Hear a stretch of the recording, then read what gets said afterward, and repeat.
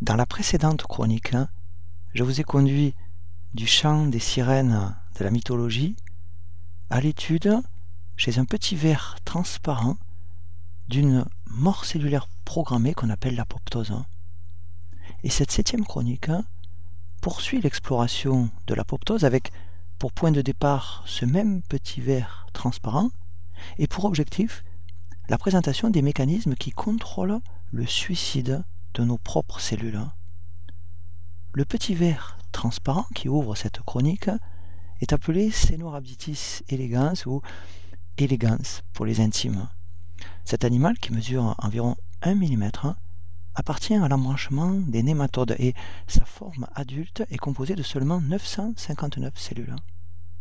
C'est le biologiste Sidney Brenner qui a introduit ce petit ver dans les laboratoires de génétique à la fin des années 1960. Cet organisme modèle en biologie a notamment permis de décrypter les mécanismes moléculaires de l'apoptose. Au cours du développement embryonnaire de ce petit ver, 131 cellules meurent par apoptose et ces cellules meurent toujours au même moment et au même endroit dans l'embryon.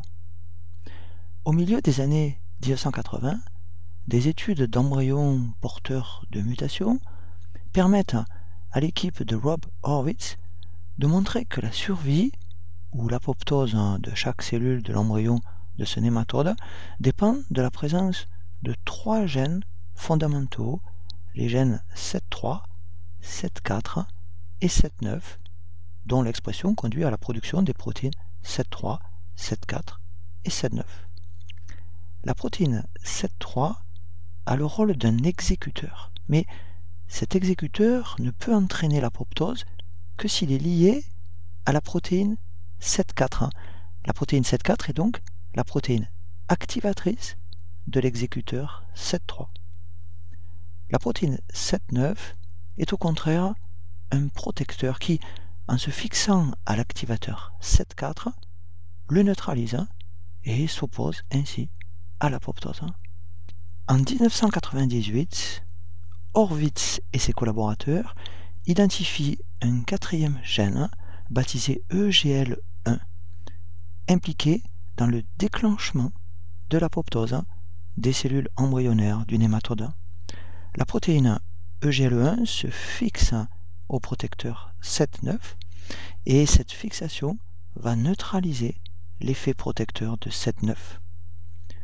Les cellules embryonnaires du nématode produisent sans cesse les protéines 7.3 et 7.4, c'est-à-dire l'exécuteur et son activateur. Et c'est l'expression ou l'absence d'expression des gènes 7.9 et EGL1 qui va déterminer le destin de la cellule embryonnaire. Le prix Nobel Jacques Monod écrivait « Ce qui est vrai pour la bactérie est vrai pour l'éléphant ». Et dans cette chronique, nous allons essayer de déterminer si ce qui est vrai pour le contrôle de l'apoptose dans le petit ver transparent peut également être vrai pour l'homme. La construction d'un embryon de nématode met en jeu des divisions cellulaires, mais aussi l'apoptose de certaines cellules de l'embryon. Et cette mort cellulaire programmée fait donc partie intégrante du processus de développement de ce ver. Il en est de même au cours de notre propre développement. Par exemple, les mains ou les pieds d'un embryon humain, ou bien encore les pattes d'un embryon de souris, apparaissent d'abord sous la forme d'une palette pleine dans laquelle vont se développer les branches de cartilage qui préfigurent les doigts. Puis, l'apoptose va faire brutalement disparaître les cellules du tissu interdigital, entraînant ainsi l'individualisation des doigts. Et la formation de nos doigts n'est qu'un des nombreux exemples où l'apoptose intervient pour sculpter notre embryon. Après avoir abordé dans la précédente chronique les gènes impliqués dans le contrôle de l'apoptose des cellules embryonnaires du petit ver transparent, nous allons explorer dans cette chronique les gènes qui sont impliqués dans le contrôle de l'apoptose de nos cellules. En 1984, aux États-Unis, Tsushimoto et Crouchy étudient le lymphome folliculaire humain, qui est un cancer qui affecte les lymphocytes B. Ce cancer est notamment dû à une translocation entre les chromosomes 14 et 18, c'est-à-dire à un échange réciproque de matériel chromosomique entre ces deux chromosomes. Et ces chercheurs vont identifier un gène soumis à cette translocation et qu'ils vont appeler le gène BCL2 pour B-cell lymphoma 2, gène dont la séquence sera déterminée ensuite en 1986. Puis, en 1988, David Vo, un jeune biologiste australien travaillant aux États-Unis, découvre que le produit du gène BCL2, c'est-à-dire la protéine BCL2, est capable de bloquer dans des cellules humaines le déclenchement de leur suicide. La protéine BCL2 est donc un protecteur capable d'empêcher nos cellules de s'autodétruire. Et dans le cas du lymphome folliculaire, la translocation entre les chromosomes 14 et 18 va placer le gène BCL2 à la suite du promoteur du gène des chaînes lourdes des immunoglobulines, ce qui entraîne une surexpression du gène BCL2. Et comme le produit de ce gène BCL2 est un protecteur, la durée de vie de ces lymphocytes B se trouve anormalement allongée. La forte production permanente du protecteur BCL2 contribue au développement de ces lymphomes folliculaires en favorisant dans les cellules cancéreuses la répression de leur suicide et donc en engageant ces cellules sur le chemin de l'immortalité. En 1992, David Vo va réaliser une expérience dont le résultat va s'avérer surprenant. Nous avons vu dans la précédente chronique que dans les embryons mutants d'Elegans dont le gène SET9 est altéré, toutes les cellules issues de la cellule œuf meurent par apoptose et l'embryon va ainsi s'autodétruire au cours de son développement. Toutes ces cellules embryonnaires meurent parce qu'elles sont incapables de synthétiser la protéine protectrice SET9. David Vo va introduire le gène BCL2 humain à l'intérieur d'une cellule œuf d'Elegans dont le gène SET9 est altéré. Cette cellule œuf, puis les cellules embryonnaires qui en dérivent, ne peuvent pas synthétiser la protéine SET9, mais elles vont produire la protéine humaine BCL2.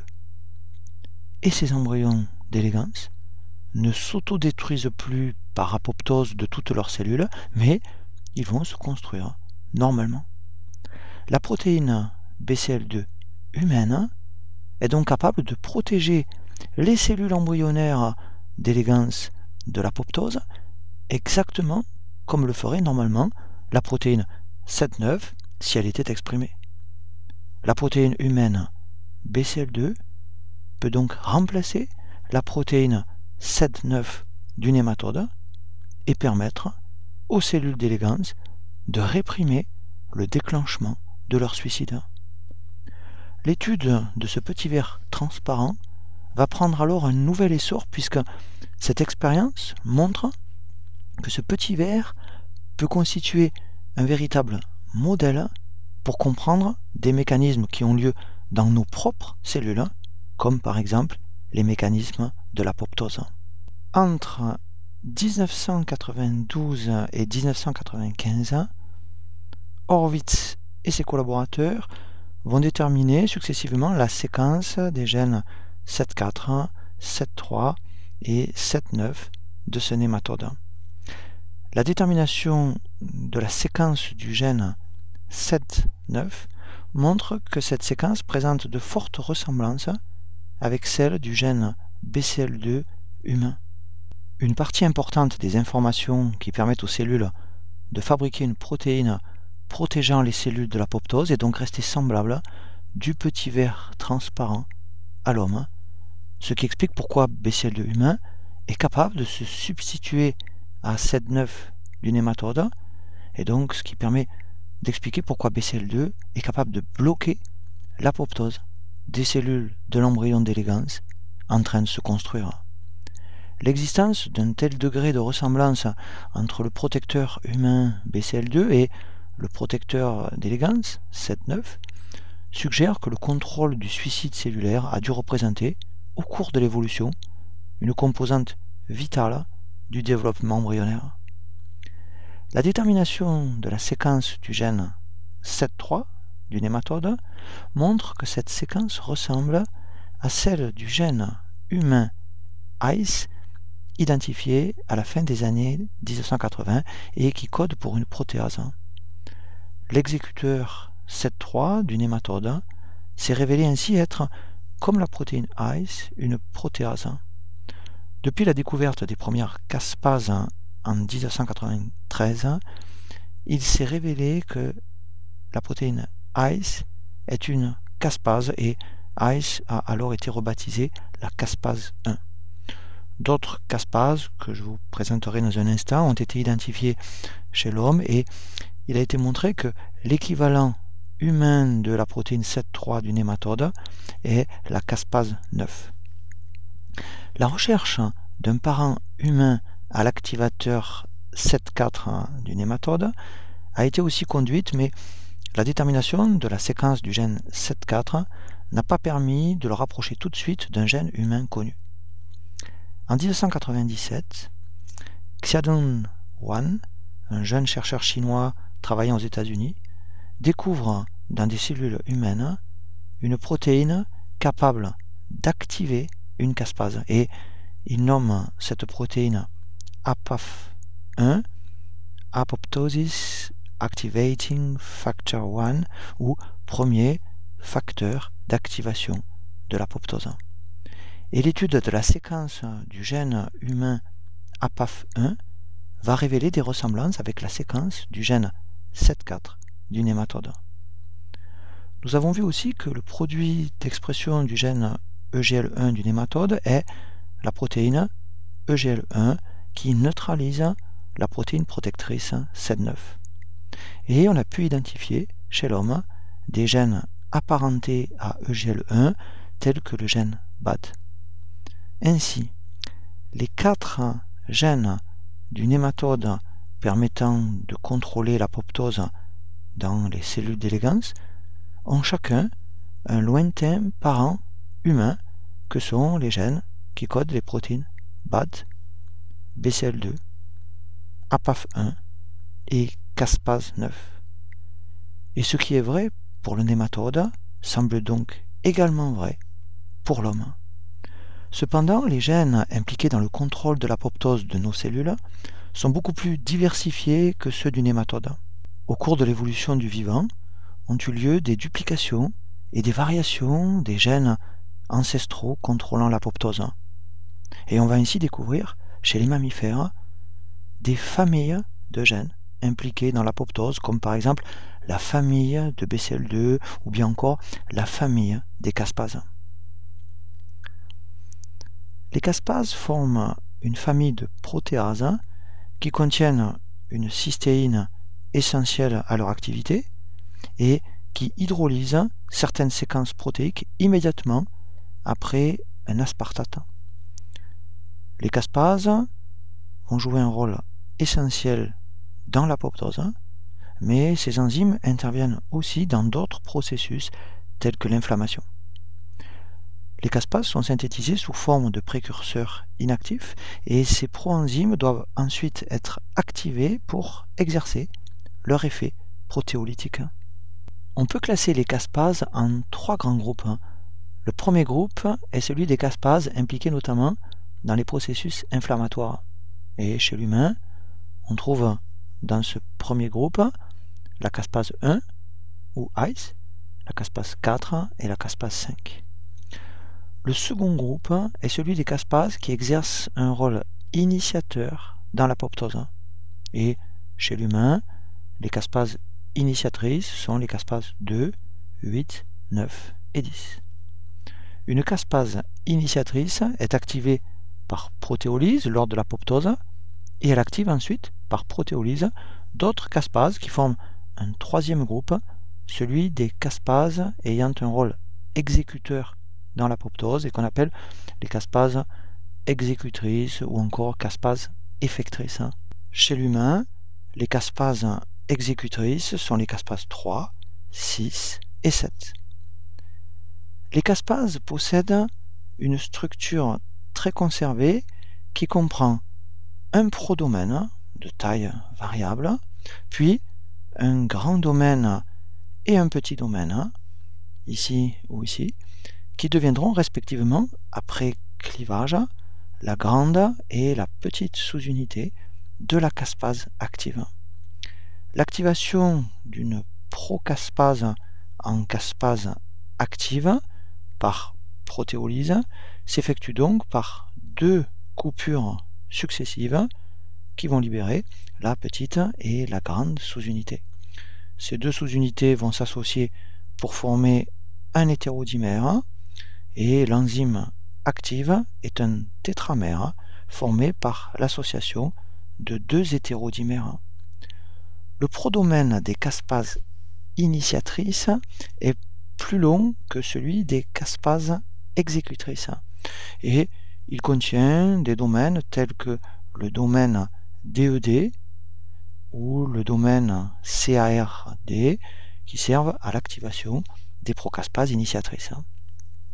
Les caspases initiatrices activées vont à leur tour stimuler par protéolyse les caspases exécutrices, lesquelles peuvent activer à leur tour d'autres procaspases et une véritable cascade de caspases se produit ainsi dans la cellule et va conduire à son apoptose. C'est l'action protéolytique des caspases exécutrices sur diverses protéines cibles spécifiques qui va provoquer les modifications de la cellule apoptotique décrites dans la précédente chronique.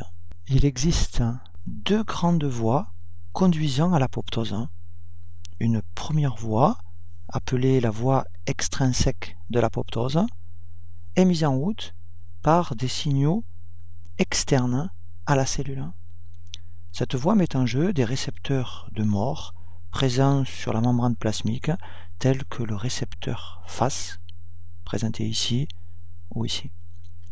Les ligands trimériques de ce récepteur FAS sont exprimés en surface des lymphocytes tueurs et ces ligands vont se fixer au récepteur FAS trimérique présent sur la membrane plasmique de la cellule cible, conduisant à une agrégation de plusieurs trimères de récepteurs FAS fixés à leur ligand.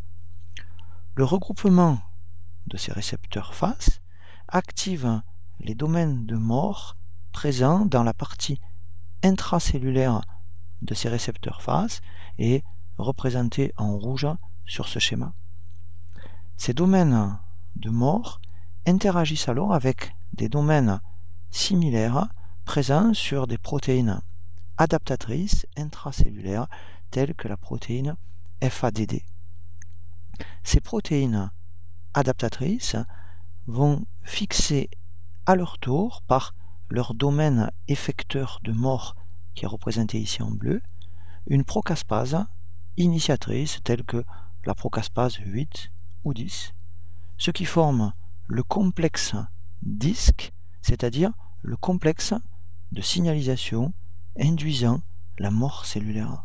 Le rapprochement de deux procaspases initiatrices dans le complexe disque permet leur clivage réciproque, conduisant à la formation d'un tétramère constitué par deux grandes et deux petites sous-unités.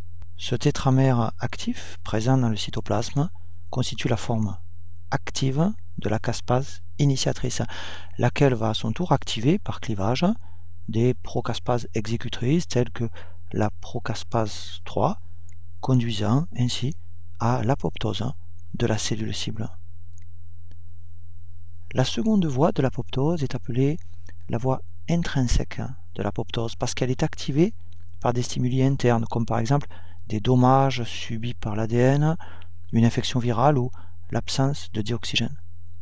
Cette seconde voie peut aussi être mise en route par certains signaux de mort ou encore par l'absence de certains signaux de survie. Cette seconde voie est aussi appelée la voie mitochondriale de l'apoptose parce qu'elle met en jeu les mitochondries qui sont les centrales énergétiques de la cellule.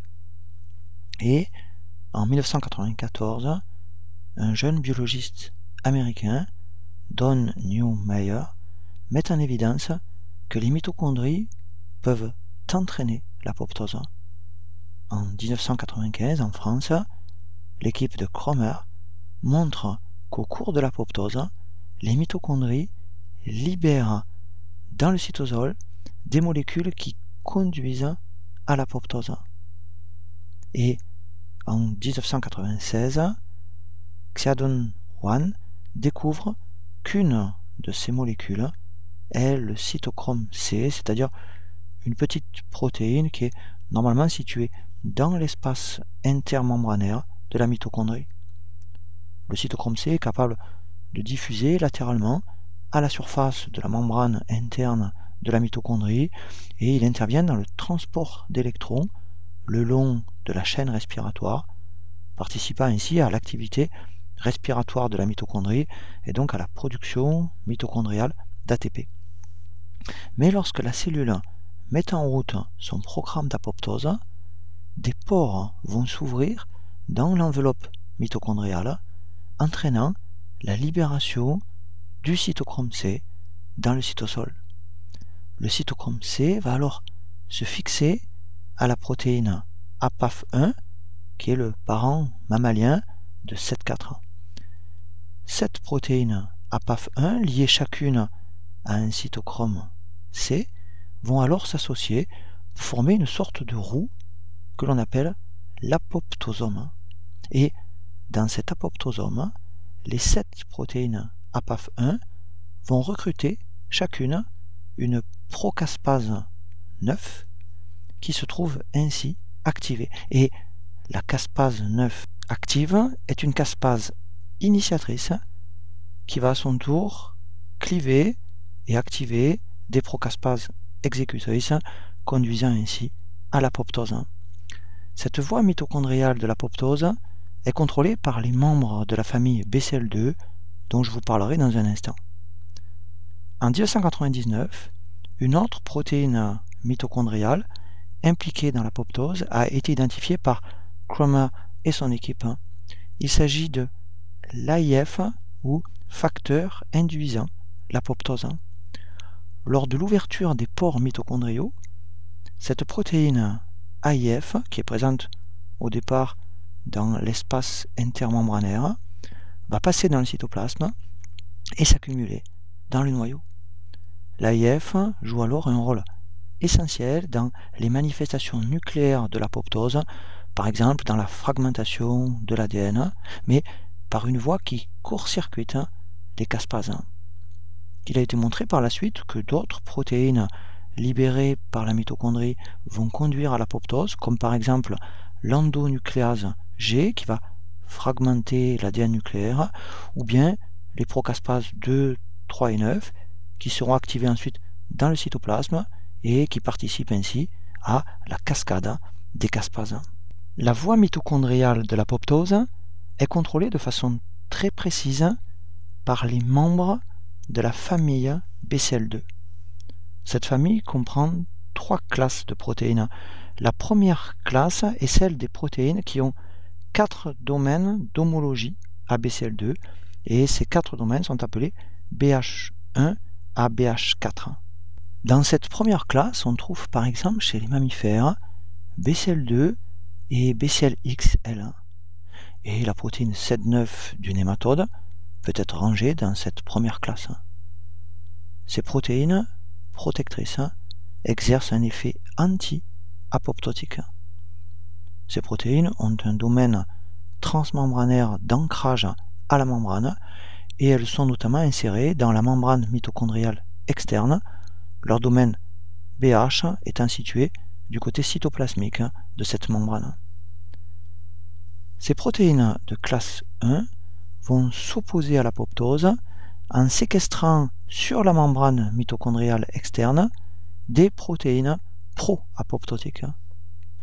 Ainsi, dans une cellule de mammifère qui survit, BCL2 ou BCLXL va fixer la PAF1, ce qui empêche la PAF1 d'activer la procaspase 9.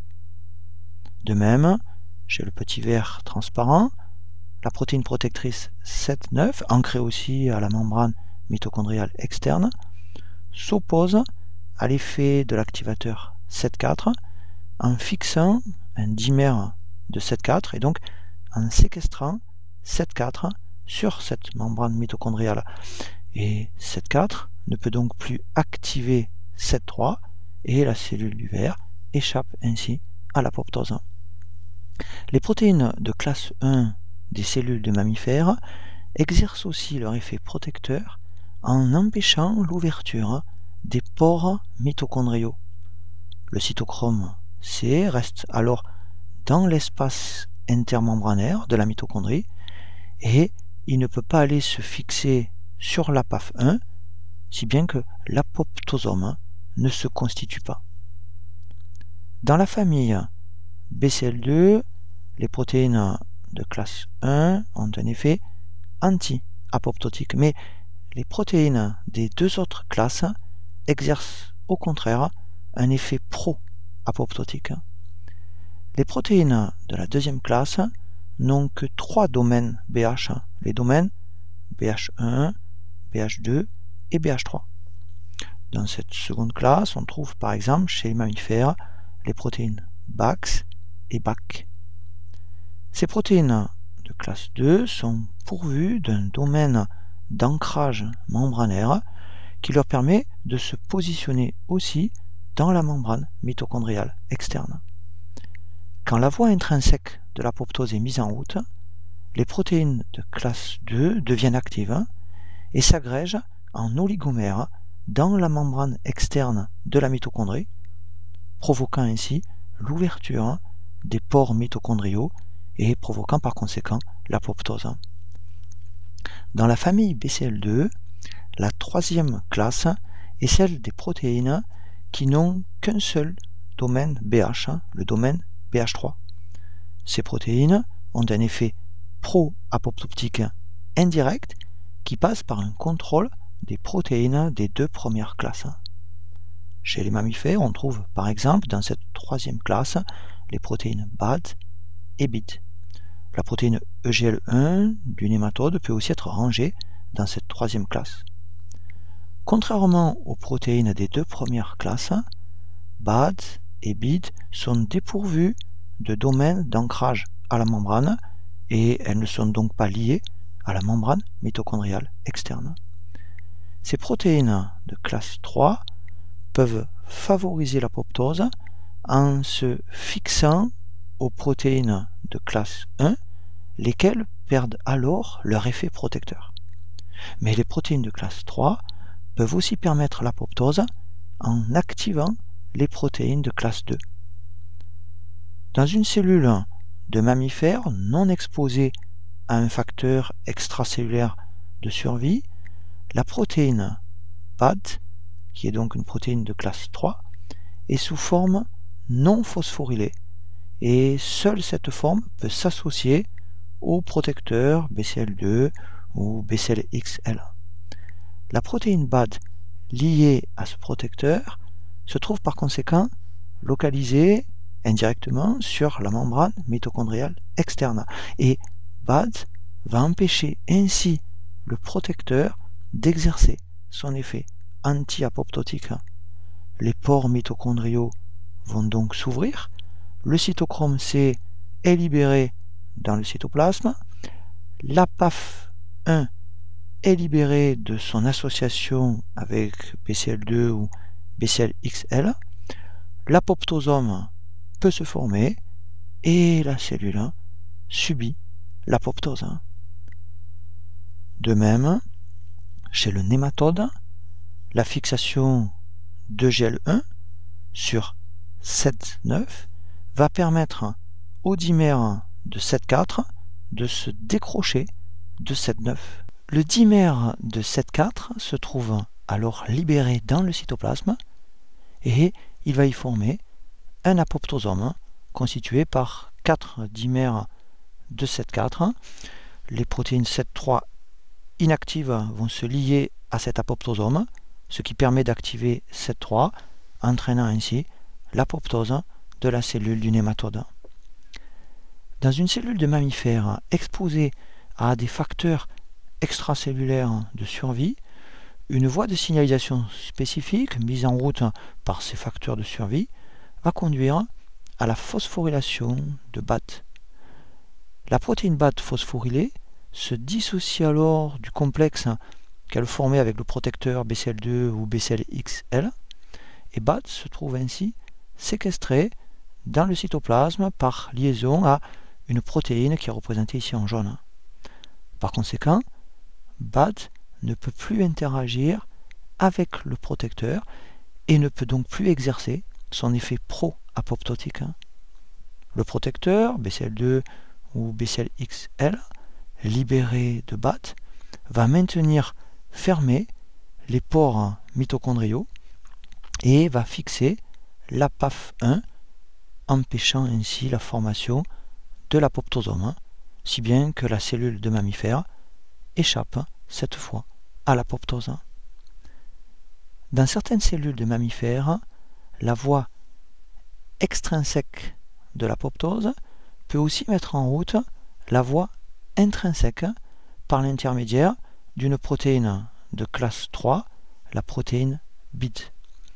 Dans la cellule qui survit, la protéine BID est inactive, mais lorsque des récepteurs de mort vont activer la voie extrinsèque, la caspase initiatrice 8 peut cliver aussi la protéine BID, et la forme tronquée de BID, qu'on appelle T-BID, va alors se fixer et activer directement BAX ou BAC, c'est-à-dire des protéines de la classe 2. Cela induit la perte d'interaction entre les protéines de classe 2 et les protéines de classe 1. Ainsi, les protéines de classe 1 vont perdre leur effet anti-apoptotique et les protéines BAX et BAC activées s'agrègent en oligomères dans la membrane mitochondriale externe, ce qui ouvre les pores mitochondriaux, et les deux voies de l'apoptose se trouvent ainsi activées, amplifiant ainsi l'efficacité du signal de mort reçu par la cellule. La découverte des gènes impliqués dans l'apoptose chez le petit ver transparent a conduit à la compréhension de mécanismes qui contrôlent l'apoptose dans nos propres cellules. Et l'étude des gènes contrôlant l'apoptose a ainsi révélé l'existence de ressemblances structurales et fonctionnelles entre quelques gènes du nématode et certains de nos gènes.